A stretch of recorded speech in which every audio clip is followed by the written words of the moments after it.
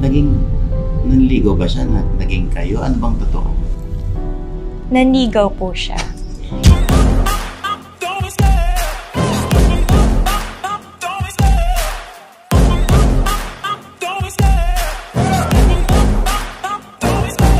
Love the chase and the hunt, and I set the pace when I'm running. I always take what I want and I always give it 100. Don't need a bank, no I'm funded. Play the game like it's nothing. I'm always thankful for something. Don't take for granted, stay humble. Now wake up, it's time to look at the enemy. Look in the mirror if he is no.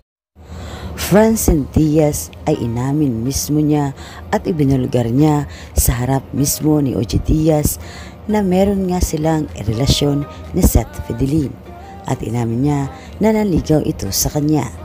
Tanong naman ni Sir OG kung naligaw ba ito si Seth sa kanya. Diretsahan ng sinabi ni Francine Diaz na sinagot niya si Seth Fidelin at meron silang relasyon. Itinago nila ito sa publiko sa loob ng 3 buwan.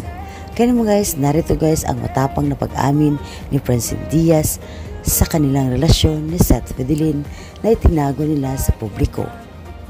Mismo sa vlog ni OG Diaz, inamin niya na nanligaw nga ito sa kanya. Kaya naman guys, narito ang buong video na matapang na pagsagot ni Francine Diaz tungkol di umano sa kanilang relasyon. Narito. For now, hindi kayo, kasi syempre, pag Francine, alam ng mga fans, gusto nila, sana kayo na magkatuluyan. Pero yung totoo, si Francine able na kausap, nanligaw ba siya na naging kayo? Ano bang totoo? Nanligaw po siya. That's it. Nanligaw po. Nanligaw. Tapos, naging kayo? Opo. Ba't sabi mo sa akin lahat? No. Tapos iba naman siya. I think okay lang naman kung aminin natin. Dati kasi sinabi yun dito. Literal, di ba? Hindi pa po kasi kami ready sabihin. Hindi kayo, tinago nyo. Para alam po nila ng family namin. Hindi ako handado na. Bakit? Wala lang, hindi ako handado sa sagot mo. Totoo naman eh. Kaya nga, hindi nga ako handado sa sagot. Oh, so, yun din ang dahilan mo kung bakit mo itinago na ayaw nyo muna ipagkalat. Ayaw mo nang maging public. Yeah. Tagal na po. Natatakot ka sa nanay mo? Hindi po. Wala namang sinabi. Dati sinabi mo, hindi. Kaya tinanong ko siya ngayon kung ano. Ano ba? Ano yung totoo? Kami na po. Kayo na, pero ano? Siguro po mga 3 months. Mga ganun na rin po. Ganun lang enough. And counting. Okay. First time yun sinabi dito Opo, first po dito. Wala po. Thank you. 3 months? Di mo binibilang? Ilang months ba? Di mo binibilang? Akala ko aware ka.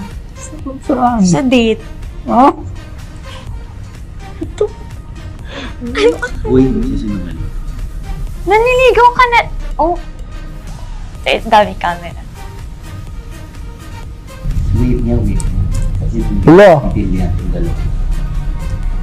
Makikita sa kanya. Nung time po na yun, naniligaw na siya. Wait lang. Pero kasi po ayaw talaga muna namin ikwento or i-share outside our circle. Oh.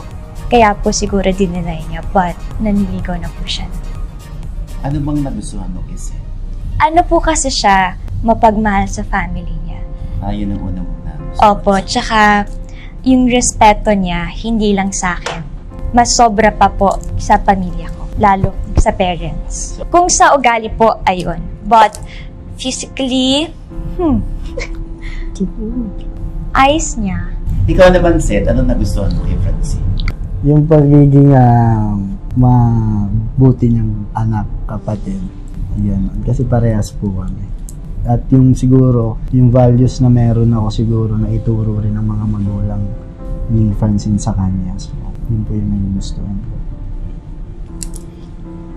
Yung pag-amin ninyo, dapat ba ililihim niyo yan? Or hindi ko alam, sorry. Sa video na inyong napanood, inamin mismo ni Francine Diaz na meron silang relasyon. Pero sa dulo ng video na inyong napanood, ay biktima pala itong si Seth Fidelin ng Frank ni Francine Diaz. Narito. Dahil ikaw ayaw mo ba? Ayaw ko po. Ayaw. Opo. Para po sa akin, mahirap po yung ganun. Siguro po kung meron akong magiging special someone, sana non-showbiz. Para it's easier. Napatingin si ano nung sinabi mo non-showbiz. Alam niya po yun actually, na pag-uusapan naman po namin. Kanina pa siya tumataas ang kilay. Ulo, ang galing. Ang galing. Na-prank ka lang. So alam niyo na pag naging totoo, hindi niya ako sasaluhin. Ay. Na-prank ka lang. Ay, magaling aminin mo. Naiinis na siya sa akin. Nahiya na ako, tita! Alam ni mama yun. Kaya nagugulat ako, bakit nagsasalita ng ganito si Francine?